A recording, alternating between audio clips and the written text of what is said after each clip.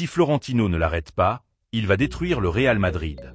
Sais-tu qui a détruit le Real Madrid depuis des mois et pourquoi personne n'a l'air d'y croire jusqu'à aujourd'hui? Aujourd'hui, nous vous apportons, en exclusivité pour ce channel, quelque chose que vous ne verrez nulle part ailleurs. Ce matin, notre équipe s'est personnée à Valdebebas, après avoir été annoncé que Xavi Alonso retournait à la ville sportive pour récupérer ses propriétaires et signer les derniers papiers de sa sortie. Nous avons pu en parler avec lui et ce qu'il nous a confié est incroyable. Il a signé directement le coupable de sa détruite, il a annoncé que le Real Madrid était en danger et il a laissé clair que tout ce qui se passe a un nom et un nom. Mais nous vous en parlerons avec tous les détails, parce qu'en plus, à la fin du vidéo, nous avons une autre exclusivité sur le changement tactique brutal qu'Arbeloa va présenter cette nuit dans son début contre l'Albacete et qui a impressionné tous les joueurs, spécialement un. Ils disent que le Real Madrid a 3 problèmes, les adversaires, la presse et Mbappé avec Wi-Fi. Alors laissez un like, abonnez-vous et partagez. Parce que si aujourd'hui Xavi Alonso parle, plus d'un en Valdebebas va devoir éteindre son téléphone. Pour comprendre la grandeur de ce que Xavi Alonso nous a dit ce matin, nous devons d'abord contextualiser comment ont été ces derniers jours depuis qu'ils ont perdu la finale de la Super Cup contre le Barcelona. Le dimanche soir, après avoir perdu 3-2 dans un match où le Real Madrid a compéti, mais ce n'était pas suffisant, Xavi Alonso savait que son futur était en l'air. Il avait passé des semaines sentant que le vestiaire s'échappait de ses mains, qu'il y avait des joueurs qui questionnaient ses décisions, que Florentino commençait à se douter de lui. Le lundi matin, quand l'avion s'est lancé à Madrid, venant de l'Arabie Saoudite, Xavi est allé directement à une réunion avec José Ángel Sánchez, le directeur général du club. Cette conversation a duré environ 45 minutes, selon les personnes qui étaient près de lui. C'était une conversation tenue, mais édulcée, où basiquement, ils lui ont communiqué qu'ils avaient décidé de s'éloigner de leur service. Xavi a demandé les motifs réels, car les résultats, même s'ils n'étaient pas brillants, ne justifiaient pas une destitution si rapide. La réponse qu'il a reçue était ambiguë. Ils lui ont parlé de la manque de connexion avec l'équipe, que l'équipe ne répondait pas à ses idées tactiques, qu'il avait perdu l'autorité dans le vestiaire. Mais Xavi a insisté sur la vérité complète. Il voulait savoir s'il y avait quelqu'un qui pressionnait pour sa sortie. José Ángel Sánchez a essayé d'éviter la question, mais a finalement admis que oui, qu'il y avait un joueur en particulier dont les tiges avaient arrivé jusqu'aux oreilles de Florentino avec de la force. Ce joueur, évidemment, c'était Kylian Mbappé, mais à ce moment-là, il n'avait pas encore été nommé explicitement. Ils lui ont simplement dit que c'était l'un des signes importants de la saison. Quelqu'un dont l'opinion pesait beaucoup dans les bureaux pour tout ce qui représente, médiatiquement et économiquement, le club. Xavi a compris parfaitement de qui il parlait. Il est sorti de cette réunion avec une mélange de rage et de résignation, sachant que son projet à Madrid finissait là. Le communiqué officiel a été publié le lundi après-midi en parlant d'un accord mutuel, une formule habituelle qui permet à les deux parties de sauver la tête. Xavi a accepté d'y aller avec dignité en exchange d'une indemnisation généreuse et de ne pas dire publiquement qu'il avait perdu le vestiaire. Il a passé le lundi à sa maison en procédant à tout ce qui avait passé, en parlant avec sa famille, en valorisant les options du futur, en reçant des appels d'autres clubs intéressés. Ici, il y a la clé qui change tout. Cette matinée, le mercredi, quand il est revenu à Valdebebas pour récupérer ses choses personnelles et signer les papiers finaux de sa désintégration, notre équipe était là à l'attente parce qu'il nous avait annoncé qu'il allait apparaître. Quand il est sorti de l'édifice de l'office, à 11h du matin, nous avons approché avec respect et lui avons demandé quelques minutes pour parler. Au début, Xavi était rassuré. Évidemment, c'est un moment délicat pour lui et l'ultime chose qu'il veut c'est monter un cirque médiatique. Mais quand nous lui avons expliqué que nous voulions lui donner l'opportunité de raconter sa version des faits sans filtre ni manipulation, il a accepté de parler avec nous pendant environ 10 minutes dans une zone éloignée de l'embarquement où il n'y avait pas de caméra officielle du club. Ce qu'il nous a raconté a été explosif. Xavi Alonso nous a dit en texte que pendant les 3 derniers mois, il avait ressenti une pression constante qui ne venait pas de Florentino ni de l'administration, mais de l'intérieur de l'édifice. Il nous a expliqué que depuis qu'il est arrivé à Mbappé en été, l'équilibre de l'équipe s'est complètement brisé, que le Français est arrivé avec des exigences et une attitude qui ne correspondaient pas à ce que devait être un joueur de plus de l'équipe, qu'il soit très bon. Il nous a raconté qu'à Mbappé, dès le premier jour, il a été clair qu'il ne s'adapterait pas au système tactique, mais qu'il devait s'adapter à lui. Quand Xavi demandait des efforts défensifs ou qu'il occupait certaines positions sur le terrain, Mbappé ne le faisait simplement pas.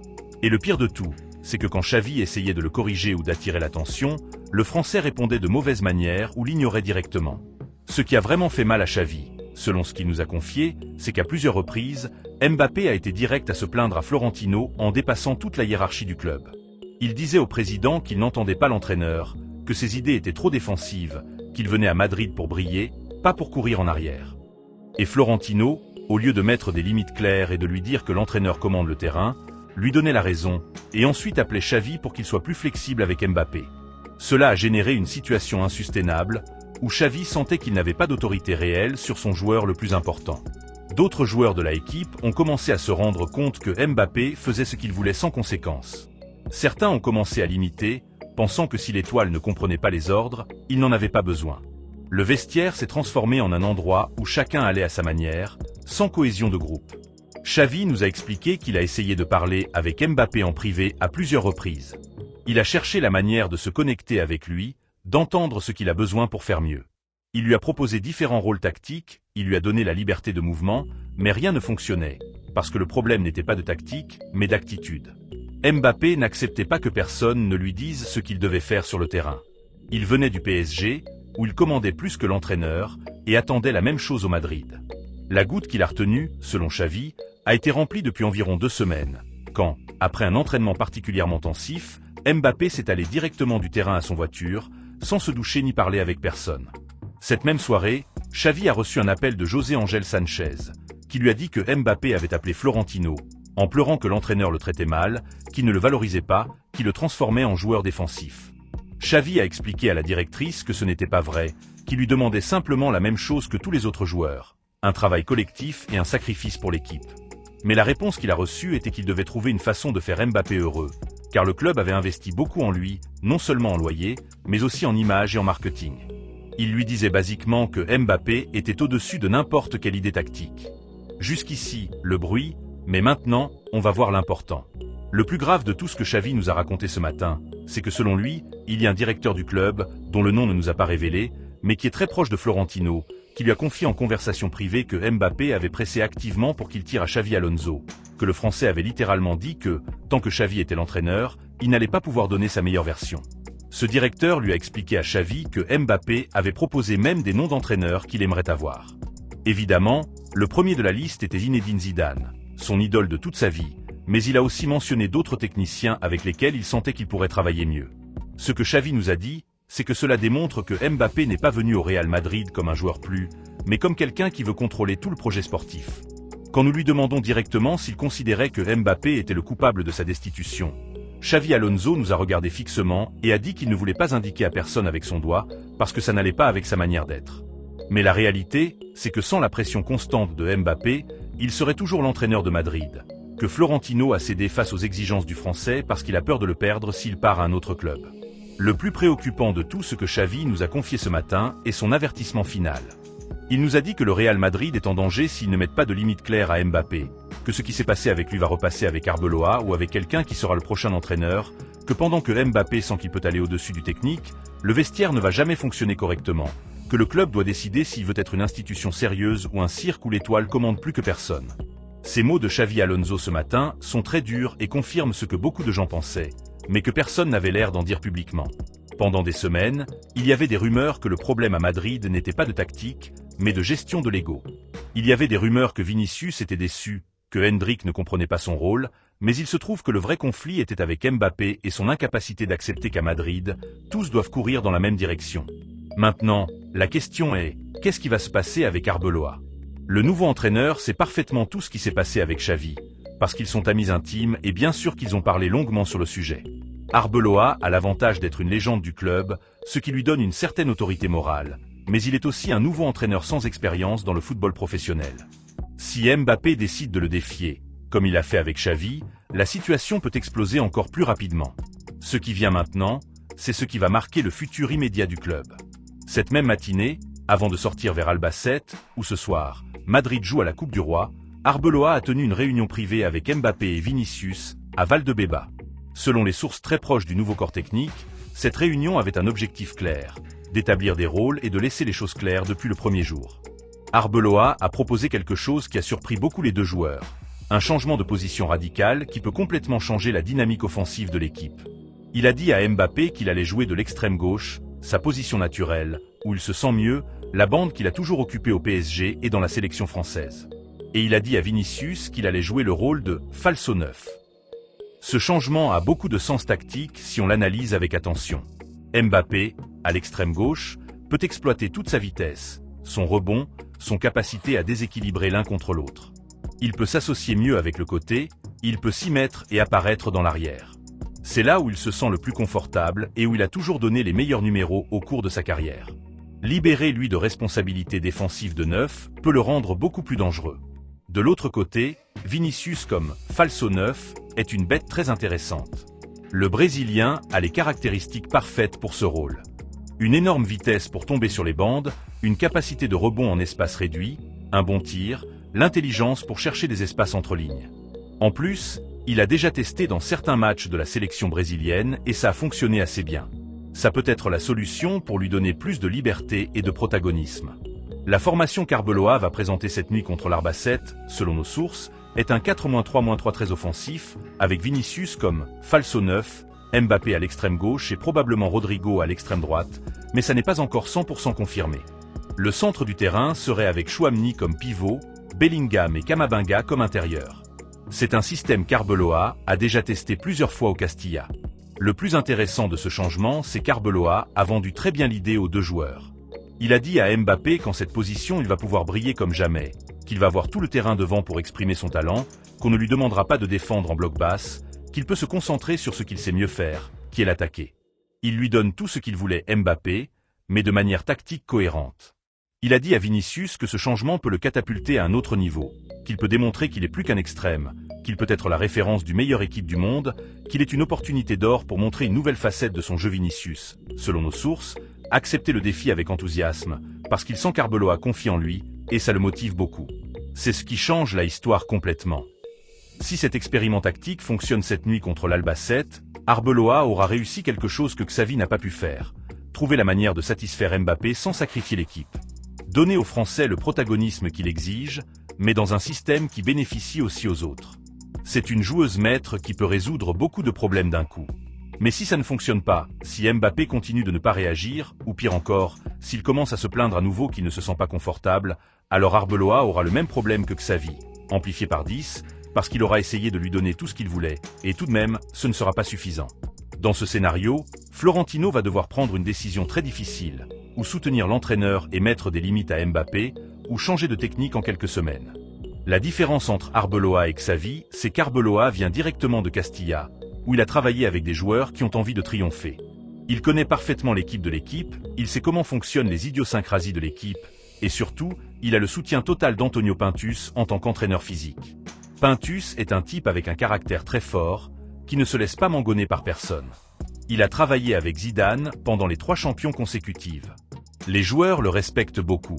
La présence de Pintus dans l'équipe technique est une claire indication que Florentino veut récupérer la discipline et la série dans les entraînements. Pintus est connu pour ses méthodes dures, pour exiger au maximum physiquement les joueurs, pour ne pas accepter d'excuses ni privilèges. Si Mbappé pense qu'il va pouvoir sauter des sessions ou entraîner avec moins d'intensité que les autres, il va se prendre une surprise très désagréable. En fait, l'une des raisons pour lesquelles Xavi Alonso est sorti de l'équipe est précisément parce qu'il a refusé que Pintus revienne en tant qu'entraîneur physique de l'équipe. Xavi voulait maintenir son propre entraîneur, Ismaël Camanfort, qui est venu avec lui de Leverkusen. Mais Florentino a insisté qu'ils avaient besoin de Pintus pour résoudre le problème de blessure que l'équipe a fait depuis des mois. Cette discussion a été l'un des points de friction qui a accéléré la sortie de Xavi. Arbeloa, par contre, a accepté de travailler avec Pintus sans aucun problème. En fait, il est heureux de l'avoir parce qu'il le connaît bien de son époque en tant que joueur, il sait comment ça fonctionne, il confie en ses méthodes et il comprend que pour que son système tactique fonctionne, les joueurs ont besoin d'être dans un état physique optimal. Tu ne peux pas jouer avec un faux neuf et 3 centricampistes arrivant si tu n'as pas la capacité physique de courir 90 minutes.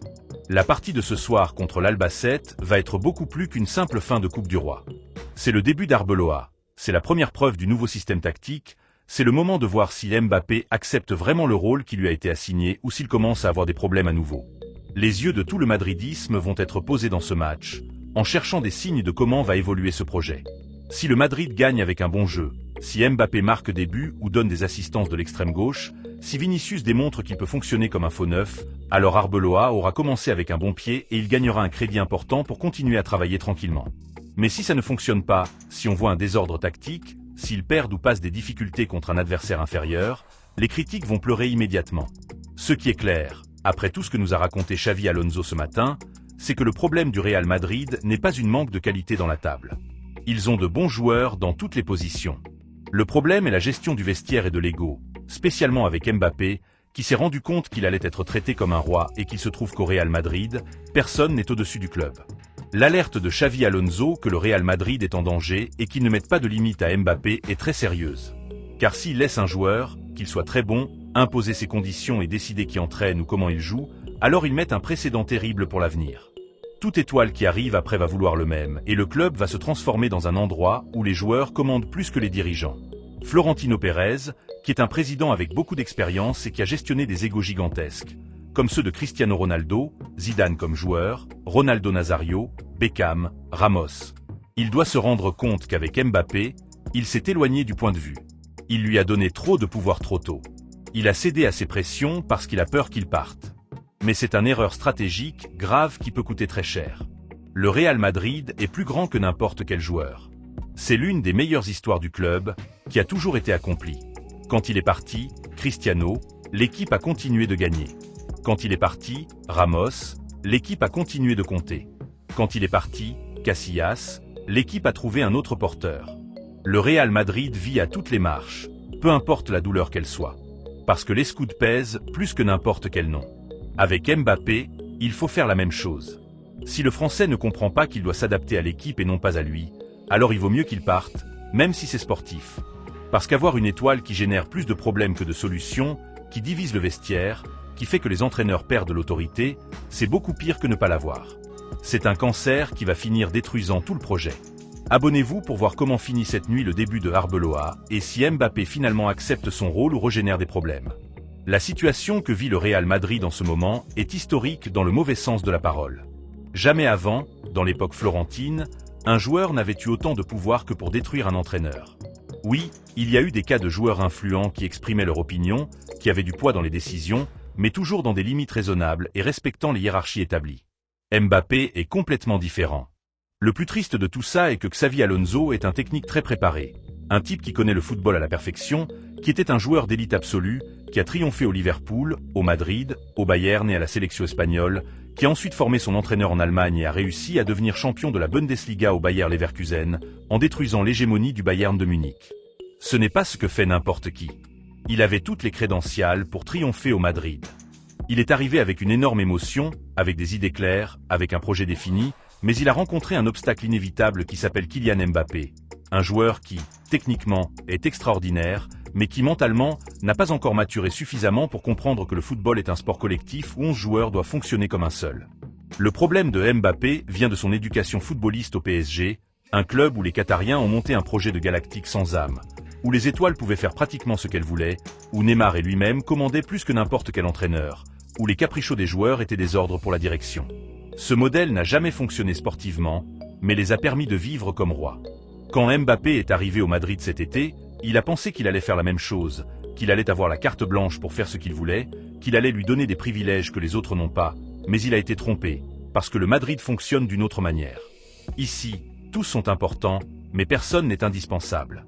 Ici, celui qui ne le fait pas reste à l'extérieur, peu importe ce qu'il paye.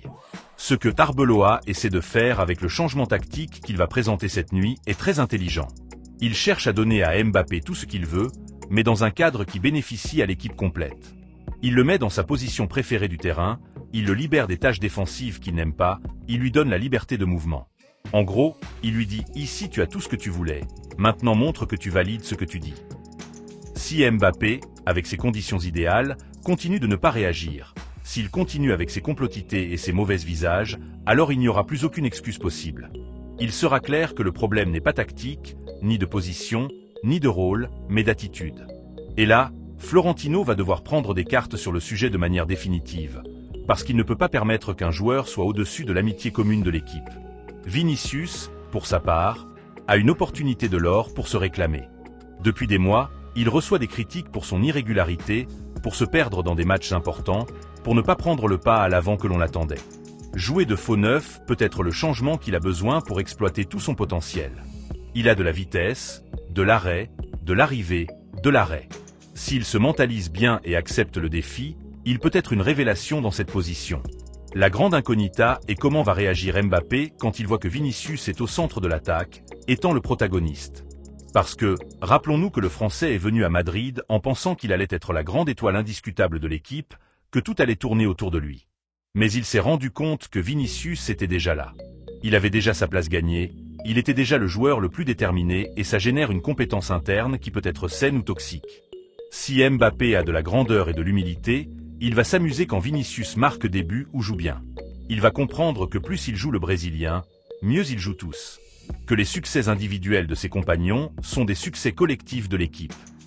Mais s'il a de l'ego et de l'envie, il va souffrir chaque fois que Vinicius brille plus qu'il. Il va générer une mauvaise ambiance dans le vestiaire. Il va chercher des excuses pour justifier pourquoi il ne rigole pas. Le match de ce soir contre l'Albacete va nous donner de nombreuses pistes sur comment va évoluer tout ça. Pas seulement par le résultat que, bien sûr, le Madrid doit gagner parce qu'il est un rival inférieur, mais aussi par les sensations que transmettent l'équipe, par la façon dont se mouvent les joueurs sur le terrain, par le fait qu'il y ait une chimie entre eux ou si chacun va à son rythme, par le langage corporel de Mbappé quand les choses ne sortent pas comme il veut. Arbeloa va être très attentif à tous ces détails, pas seulement au marqueur, mais aussi à la réponse de l'équipe à ses idées. Si les joueurs exécutent ce qu'il a travaillé dans les entraînements, il y a rébellion ou il y a un compromis. Ce premier match est fondamental pour établir son autorité. Si l'équipe répond bien, il va prendre confiance. S'il remarque qu'ils ne lui font pas attention, il va avoir un problème très sérieux, très rapide. Ce qui est clair, c'est que, après les déclarations de Xavi Alonso ce matin, en indiquant directement Mbappé comme le culpable de sa sortie, la pression sur le Français va être énorme. Tous les points de vue vont être mis sur lui. Chaque geste qu'il fait va être analysé. Chaque erreur qu'il fait va être critiquée. Il va devoir démontrer qu'il vaut tout le monnaie qu'il paye et tout le pouvoir qu'il lui a donné. Et s'il ne le démontre pas, s'il reste le même joueur irrégulier et indiscipliné qu'il a été ces mois, alors Florentino va devoir faire quelque chose qu'il n'a jamais pensé qu'il devait faire. Se poser sérieusement la sortie de Mbappé de l'équipe, même si c'est la face visible du projet, même si ça lui a coûté une fortune en logement et salaire, même si c'est médiatiquement un coup très dur, parce que les maintenir et générer plus de problèmes que de solutions, c'est insoutenable. Le Madrid a survécu à la sortie des joueurs les plus importants que Mbappé dans sa historie. Di Stefano est parti, Puskas est parti, Ronaldo Nazario est parti, Figo est parti, Beckham est parti, Cristiano est parti, Ramos est parti. Tous les joueurs ont laissé un vide, mais le club a continué à avancer parce que le Madrid est éternel et les joueurs passent. C'est une leçon que Mbappé doit apprendre tout d'abord s'il veut réussir ici. L'annonce de Xavi que le club est en danger n'est pas une exagération. C'est une réalité que Florentino doit affronter. Si Mbappé permet de continuer à imposer ses conditions, il crée un précédent très dangereux. La prochaine étoile qui arrive va exiger la même chose, et ainsi de suite, jusqu'à ce que le vestiaire se transforme en un endroit où chacun fait ce qu'il veut sans penser au bien commun. Cette nuit, nous allons commencer à voir si Arbeloa a la personnalité et l'autorité nécessaires pour mettre en ordre ce chaos. Si Mbappé comprend qu'ici, il faut être un joueur de plus de l'équipe, même si c'est le meilleur payé. S'il crée un environnement de travail où tout le monde marche dans la même direction, alors le Madrid a un avenir cette saison. Mais s'il ne l'achète pas, nous sommes devant le début de la fin d'un projet qui est né avec de grandes expectations. Abonne-toi pour suivre toute l'information exclusive sur ce qui se passe dans le Real Madrid.